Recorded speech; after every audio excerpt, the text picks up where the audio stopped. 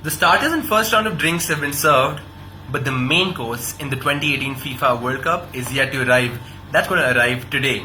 Good afternoon, guys. Suyash this side, and we're going to be previewing Portugal versus Spain in Group B today. Now, Group A threw up quite a surprise yesterday. Everyone expected Russia to do well against Saudi Arabia, but no one quite expected them to beat them 5-0.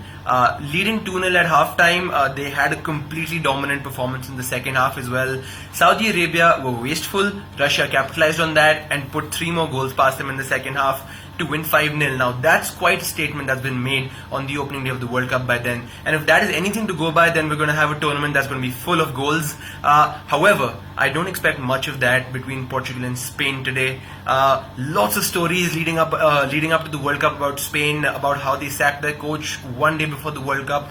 Like, wow, on Monday Spain were favourites to win the World Cup. On Tuesday, their whole squad was in disarray because their coach, Julian Lopetegui, was announced Real Madrid manager just days before the World Cup started. Now, one's got to feel for him because it wasn't his decision to be announced as Real Madrid manager, but the Spanish FA president, of course, didn't take kindly to that. With players from both Real Madrid and Barcelona in the national team, it could be understandable why he was sacked as Spain coach just a day before the World Cup.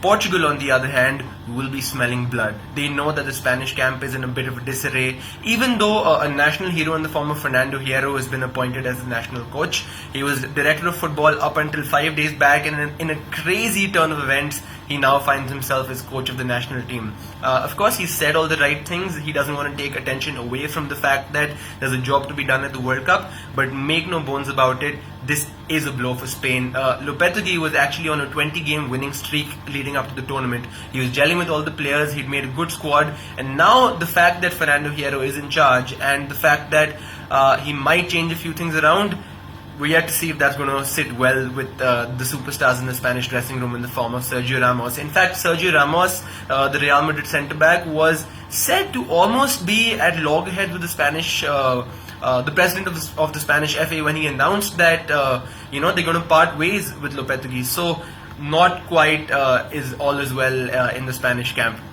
As far as Portugal are concerned now, the big question is who's going to pair Pepe at centre back. Pepe, the legendary Real Madrid defender who now plays his football in Turkey. Everyone thought that when he was making the move from Real Madrid to Turkey, he was going to just wind his career down. It was like a nice holiday league for him. That hasn't turned out to be the case. In fact, he's still very much Portugal's first choice centre-back. It's down to Jose Fonte and Bruno Alves to decide who's going to pair with Pepe in centre back. In fact, it's not on them to decide, it's on the coach to decide. But depending on who's going to pair with Pepe at centre back is going to be the result of this game, because Spain, of course, have a front three that can terrorize any opposition on the day. You have Isco, who's expected to start on the left hand side, the Real Madrid superstar who is finding it hard to get game time against under Zinedine Zidane. Zidane, of course, stepped down as coach of Real Madrid after the Champions League final against Liverpool, where they won the Champions League for the 3rd time in a row. Legendary manager, and he's already confirmed his legendary status as a footballer and now as a manager. And you're going to have Diego Costa starting to the centre of Isco, combative centre forward. Doesn't give up on any balls. It's going to be an interesting battle between him and Pepe, and then to see if Jose Fonte or Bruno Alves is gonna pair them, and then see how he really stacks up against both of them.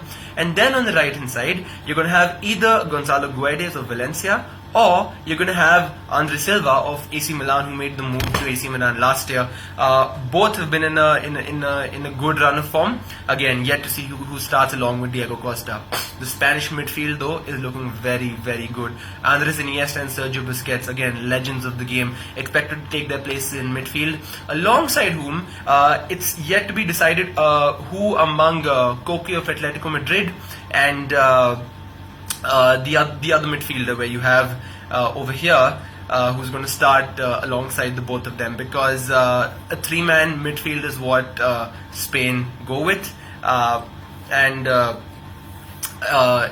it essentially allows the whole team to have a formation where triangles can be formed on the pitch very easily at any given point of time. Tiki-taka, again, the philosophy so furthered by Pep Guardiola and the other people involved in the Spanish football establishment.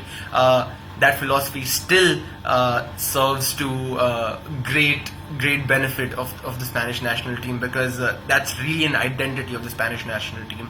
Now, Portugal, on the other hand, you have Cristiano Ronaldo. Make no bones about it, he will be licking his lips at going against a defense which doesn't seem to have a lot of confidence in it now that the coach has been sacked. And you have a situation where even if Spain show a little fragility, and Ronaldo knows exactly how Sergio Ramos and Gerard Piqué play, they've played against each other so many times. Even though Ronaldo has never scored against Spain in any form of football or across any level in any tournament, this is going to be a test for both Gerard Piqué and Sergio Ramos, because Ronaldo, fresh from scoring 43 goals in the league, and potentially going up against his teammates of next season as well. No one knows whether Ronaldo is going to stay on at Real Madrid the next season, but you can be rest assured that he's going to be licking his lips at that Spanish defense.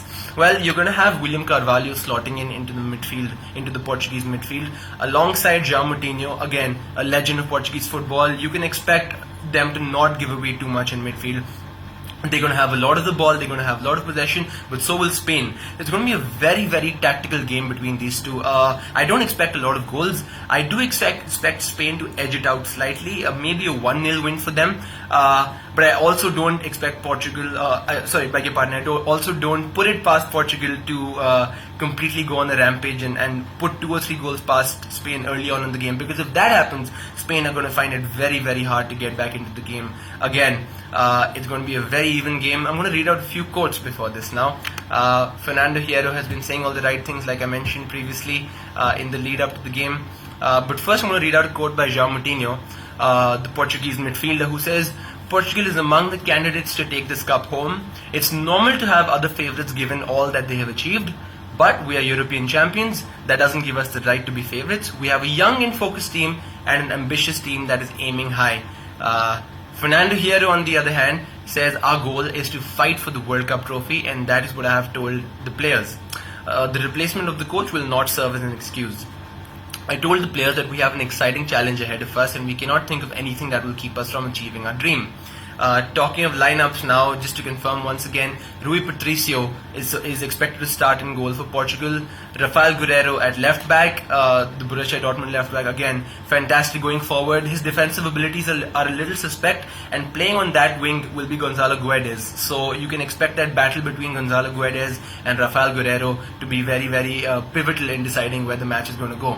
You have Jose Fonte, Pepe at centre back, Cedric Soares at right back, João Mario, João Moutinho and William Carvalho slotting into the midfield. Bernardo Silva of Manchester City, who was on fire for Monaco last season, hasn't gotten many opportunities for City, but is expected to do well in this tournament. And Gonzalo Guedes on the right side. Now Spain, really quickly going through them. De Gea, stalwart in between the sticks for Manchester United and Spain. Jordi Alba on left back. Sergio Ramos and Gerard Piqué centre backs. Nacho at right back, if Dani Carvajal is not fit by the end of the next 3 hours, just to see who's going to start at right back. Sergio Busquets, Thiago Alcantara, Okoke and Andres Iniesta in midfield. Isco, David Silva and Diego Costa on the right and left flanks, and Diego Costa in the middle respectively.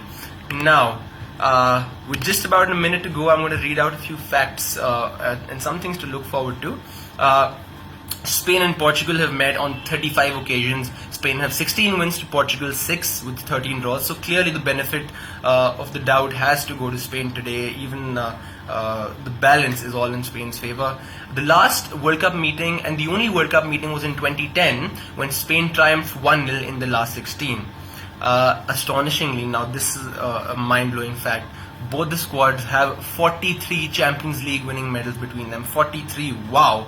Okay, because see, other teams coming into the World Cup, it might depend a lot, their performances might depend a lot on how their form has been prior to the World Cup, but Put these players together. They play for all the top clubs in the world. Put them together on any day of the week, and they're bound to give you a good performance. That's the kind of levels we're talking about. And lastly, one small fact by Cristiano Ronaldo, or of Cristiano Ronaldo for Portugal, was that he was directly involved in a competition high 18 goals in European qualifying, scoring 15 and assisting 3. However, he's yet to score in 340 minutes of action against Spain. Will he do it today? Only time will tell. See you guys tomorrow.